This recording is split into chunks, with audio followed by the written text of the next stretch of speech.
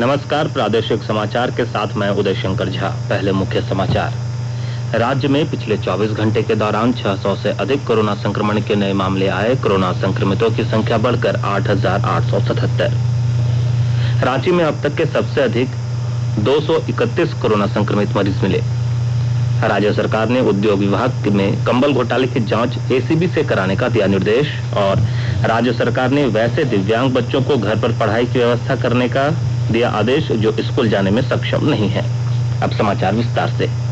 राज्य में पिछले 24 घंटे के दौरान 686 कोरोना संक्रमण के मामले आए हैं। इनमें रांची से 231, पलामू से 121 मामले दर्ज किए गए हैं। इसके साथ ही राज्य में कोरोना संक्रमितों की संख्या बढ़कर 8,877 हो गई। राज्य भर में उपचार के बाद 179 लोग स्वस्थ भी हुए हैं।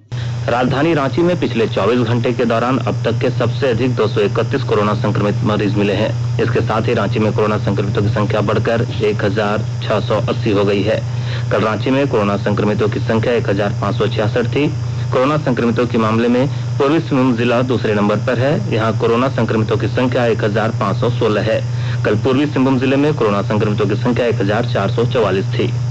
गुमला जिले में कल कोरोना वायरस से 55 नए मरीज संक्रमित पाए गए, जिनमें 27 स्वास्थ्य कर्मी और पुलिस के जवान शामिल हैं। इस प्रकार जिले में कुल कोरोना वायरस के संक्रमित मरीजों की संख्या बढ़कर 130 हो गई है। रायडीह व चैनपुर थाना सहित चैनपुर के सामुदायिक स्वास्थ्य केंद्र को 72 घंटे के लिए सील कर दिया गया है। इधर साहिबगंज जिले में कोरोना संक्रमितों की संख्या बढ़कर 167 हो गई है। कल 14 नए मरीज मिले। जिले में 106 एक्टिव केस हैं, जबकि 59 मरीज ठीक होकर घर वापस जा चुके हैं। हजारीबाग जिले में कोरोना को मात देने वालों की संख्या भी लगातार बढ़ रही है। कल 26 लोगों ने कोरोना को मात दी है। बोकारो जनरल अस्पताल से कल कोरोना संक्रमित एक वृद्ध सहित 11 लोगों की जांच रिपोर्ट आने के बाद उन्हें अस्पताल से छुट्टी दे दी गई। सिविल सर्जन ने कोरोना को मात देने वालों को अगले 14 दिन होम क्वारंटीन में रहने की सलाह दी है। गिरिडीह जिले में कल कोरोना के 82 मरीज मिले हैं। जिले के civil surgeon doctor Avdhesh Kumar Sinha ने बताया कि जिले में कोरोना संक्रमित मरीजों की संख्या बढ़कर 330 हो गई है। जिले में 169 एक्टिव केस हैं, जबकि शेष स्वस्थ हो चुके हैं। गिरिडीह में 4 व्यक्तियों की मौत कोरोना से हुई है। 16 पुलिसकर्मी संक्रमित पाए गए हैं। राज्य में कल से कोरोना मरीजों का इलाज प्लाज्मा थेरेपी से भी शुरू हो गया है। रांची स्थित रिम्स में मुख्यमंत्री हेमंत सोरेन ने प्लाज्मा थेरेपी सेंटर का उद्घाटन किया। इस मौके पर उन्होंने कहा कि अब राज्य में भी कोरोना के गंभीर मरीजों का इलाज इस थेरेपी से होगा। श्री सोरेन ने कहा कि रिम्स में के बाद अन्य मेडिकल कॉलेजों में इसकी शुरुआत होगी। मुख्यमंत्री ने कहा कि सहभागिता से हम कोरोना के खिलाफ जंग जीत सकते हैं। स्वास्थ्य और परिवार कल्याण मंत्रालय ने लोगों को सलाह दी है कि वे नोवल कोरोना वायरस से अपने को सुरक्षित रखने के लिए सभी बुनियादी एहतियात उपायों का पालन करें और सामाजिक दूरी बनाए रखें। एक रिपोर्ट। सरकार ने कहा है कि आवश्यक वस्तुओं की पर्याप्त आपूर्ति जारी है और लोगों को चिंता करने की कोई जरूरत नहीं है। लोगों को सलाह दी जाती है कि वे आवश्यक वस्तुओं और चिकित्सा सामानों की खरीदारी करते समय धैर्य रखें और शांत रहें। आवश्यक वस्तुओं को खरीदने के लिए बार बार बाहर निकलने से बचें। साथ ही लोगों से हाथ मिलाने और गले लगने से भी बचना चाहिए। बाजार, मेडिकल स्टोर और अस्पतालों में लोग कम से कम 1 मीटर की दूरी बनाए रखें। घर पर गैर जरूरी सामाजिक समारोह से बचा जाना चाहिए और घर पर मेहमानों को नहीं बुलाना चाहिए। लोगों को अपनी आंख, नाक और मुंह छूने से बचना चाहिए और लगातार हाथ साफ करते रहना चाहिए। हाथ को दोनों तरफ से कम 20 सेकंड तक रगड़कर धोना चाहिए। यदि कोई व्यक्ति खांसी या बुखार से पीड़ित है तो वह दूसरों के संपर्क में आने से बचे और डॉक्टर से तुरंत परामर्श ले। स्वास्थ्य मंत्रालय ने कोरोना वायरस के बारे में जानकारी के लिए एक टोल फ्री नंबर 1075 जारी किया है। इधर राज्य सरकार की ओर से भी कई दिशा निर्देश जारी किए गए हैं। इस सिलसिले में सरकार ने हेल्पलाइन नंबर 181 जारी किया है। सरकार ने कहा है कि कोरोना वायरस से संदिग्ध तौर पर संक्रमित कोई व्यक्ति पाया जाता है तो इसकी सूचना 0651 जो रांची का कोड है और टेलीफोन नंबर 2261-000 तथा 2261-002 के अलावा फैक्स नंबर 2261-856 और मोबाइल नंबर 9955837428 पर दी जा सकती है। आकाशवाणी रांची भी आपसे अपील करता है कि कोविड-19 के संक्रमण से बचने और अन्य लोगों को सुरक्षित रखने के लिए कृपया घर पर ही रहें और सरकारी दिशा निर्देशों का पालन करें। स्कूल की कैंटीन में और स्कूल गेट से 50 मीटर के दायरे में जंक फूड बेचना अपराध माना जाएगा। Cold drinks, chips, burger, pizza जैसे पदार्थों को बेचना और उसका प्रचार करना भी अपराध माना जाएगा। फूड सेफ्टी स्टैंडर्ड एक्ट के तहत इसके उल्लंघन पर जुर्माना या जेल की सजा हो सकती है। Food safety and standard authority of India ने स्कूलों के लिए रेगुलेशन तैयार किया है। इसके तहत अस्वच्छ खाद्य पदार्थ देने पर 1 लाख रुपए जुर्माना, खराब गुणवत्ता वाले खाद्य पदार्थ देने पर 2 लाख रुपए जुर्माने का प्रावधान है। इस एक्ट के तहत खराब भोजन से तबीयत खराब होने पर उम्र कैद की भी सजा हो सकती है। साहिबगंज जिले में गंगा नदी खतरे के निशान को पार कर गई है। जिला प्रशासन की ओर से बाढ़ से निपटने की तैयारी चल रही है। विस्तृत ब्यौरा दे रहे हैं हमारे साहिबगंज संवाददाता। साहिबगंज जिले में गंगा नदी के खतरे के निशान को पार कर जाने के बाद जिला प्रशासन की ओर से बाढ़ से निपटने को लेकर तैयारी तेज कर दी गई है। केंद्रीय जल आयोग से मिली जानकारी के अनुसार साहिबगंज में गंगा नदी खतरे के निशान से 32 सेंटीमीटर ऊपर बह रही है। हालांकि जलस्तर स्थिर हो गया है। इधर गंगा नदी के बाढ़ का पानी साहिबगंज, राजमहल और उधवा प्रखंड के निचले दियारा इलाकों में प्रवेश करने लगा है। साहिबगंज शहर के निचले रिहायशी इलाके में भी पानी प्रवेश कर रहा है। रामपुर दियारा, शोभनपुर दियारा, कारगिल दियारा, गदाई दियारा के लोग बाढ़ की आशंका की चपेट में हुए हैं। किसानों की फसलों में भी पानी प्रवेश कर रहा है। इस बीच साहिबगंज के अपर समाहर्ता व जिला आपदा प्रबंधन प्रभारी अनुज कुमार प्रसाद ने बताया कि नाव के अधिग्रहण के अलावा पशु चारा, मानव दवा और अन्य आवश्यक राहत सामग्री के लिए प्रक्रिया शुरू कर दी गई है। धनंजय मिश्र, आकाशवाणी समाचार, साहिबगंज। आकाशवाणी के ताजा तरीन समाचारों के लिए आप हमारी वेबसाइट newsonair.com पर लॉग ऑन कर सकते हैं। ताजा समाचार ट्विटर @AR और Facebook page all India radio news पर भी उपलब्ध है। आप प्रादेशिक समाचार एकांश के ट्विटर अकाउंट @AIRnews_रांची और Facebook page AIR news Ranchi के अलावा YouTube channel regional news unit Ranchi पर भी हमारे बुलेटिन सुन सकते हैं। प्रादेशिक समाचार आप आकाशवाणी रांची से सुन रहे हैं। राज्य में बहुचर्चित 18 करोड़ रुपए के कंबल घोटाले की जांच भ्रष्टाचार निरोधक ब्यूरो ACB करेगी। मुख्यमंत्री हेमंत सोरेन के आदेश के बाद ACB ने कार्रवाई शुरू कर दी है। यह मामला झारक्राफ्ट द्वारा पानीपत से कंबल खरीद में अनियमितता से जुड़ा है। उद्योग विभाग ने इस संबंध में जांच कर आरोपियों के खिलाफ कार्रवाई की अनुशंसा की थी। राज्य के उन दिव्यांग बच्चों के लिए घर में ही शिक्षा की व्यवस्था कराई जाएगी जो स्कूल जाने में सक्षम नहीं है।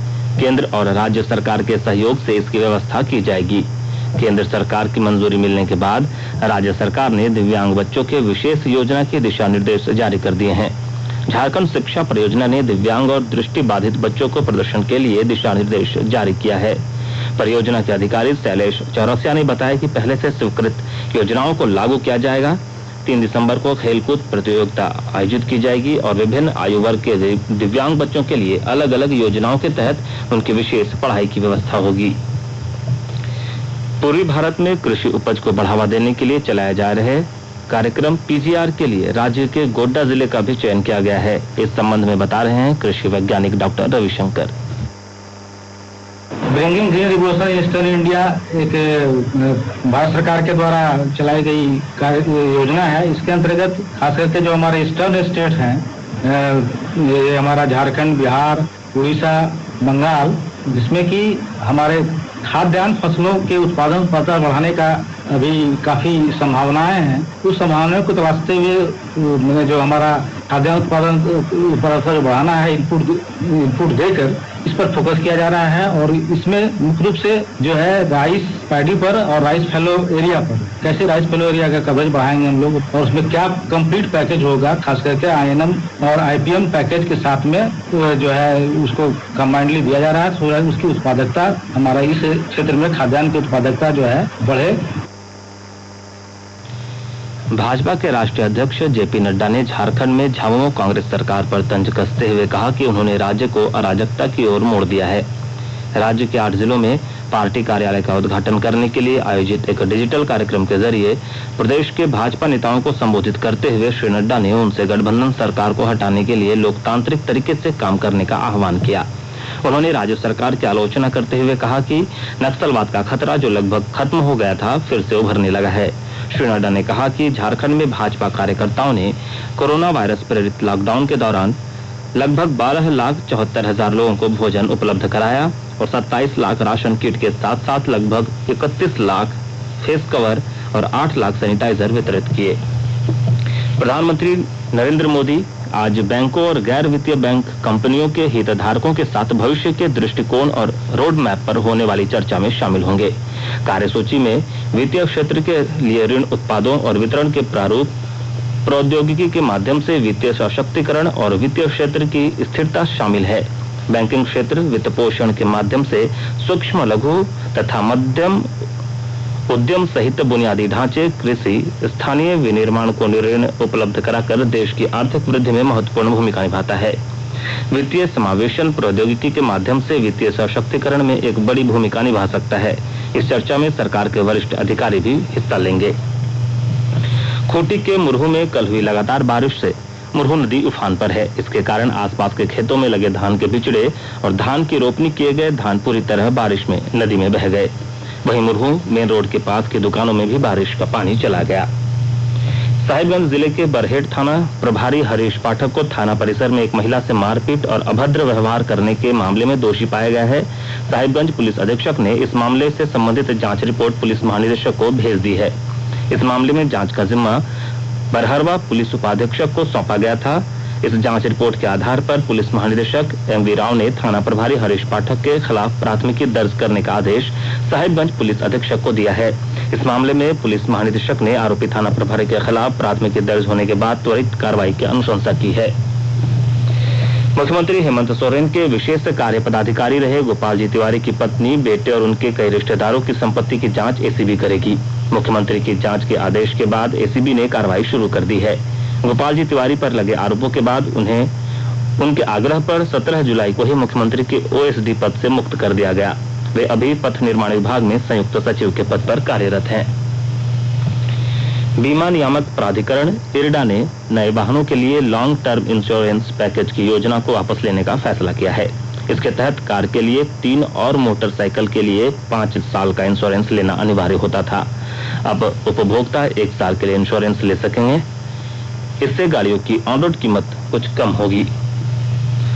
अब अखबारों की सुर्खियां, और आइए अब सुनते हैं राज्य के प्रमुख अखबारों ने अपने पहले पन्ने पर किन किन खबरों को प्रमुखता से प्रकाशित किया है। आज राज्य में प्रकाशित लगभग सभी हिंदी अखबारों ने राज्य में कोरोना संक्रमण के बढ़ते मामले को प्रमुखता से प्रकाशित किया है। दैनिक भास्कर और प्रभात खबर ने राज्य में पिछले 24 घंटे में 800 से अधिक नए कोरोना पॉजिटिव मिलने की खबर को प्रमुखता से लिया है। प्रभात खबर ने प्लाज्मा थेरेपी शुरू होने की खबर को शीर्षक दिया है। झारखंड के मेडिकल कॉलेज और अस्पताल में बनेगा प्लाज्मा बैंक, सरकार देगी बढ़ावा। दैनिक भास्कर ने मुख्यमंत्री के ओएसडी रहे गोपाल जी तिवारी की पत्नी और बेटे की संपत्ति की जांच भी एसीबी से कराने की खबर को पहले पन्ने पर स्थान दिया है। दैनिक हिंदुस्तान ने थाना परिसर में थाना प्रभारी द्वारा एक युवती की पिटाई से संबंधित खबर को प्रमुखता से लिया है। शीर्षक में अखबार ने लिखा है, बरहेट थानेदार जांच में दोषी, आपराधिक मुकदमा चलेगा। दैनिक जागरण ने सूबे में रिकॉर्ड कोरोना संक्रमित मिलने को पहले पन्ने पर स्थान दिया है। साथ ही रफाल विमान के आज अंबाला एयरबेस पहुंचने की खबर को शीर्षक दिया है। सैनिक स्कूल तिलैया के रोहित लेकर आ रहे हैं राफेल। रांची एक्सप्रेस ने रांची के रिम्स में प्लाज्मा बैंकिंग प्रणाली का शुभारंभ को मुख्यमंत्री के हवाले से लिखा है, प्लाज्मा दान सामाजिक सद्भाव का परिचायक है। वहीं द टाइम्स ऑफ इंडिया ने रांची में प्लाज्मा सेंटर की शुरुआत की खबर को प्रमुखता से लिया।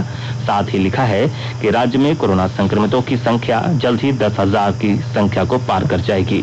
उधर हिंदुस्तान टाइम्स ने भी रफाल विमान के आज भारत पहुंचने की खबर को महत्व दिया है। अंत में मुख्य समाचार एक बार फिर।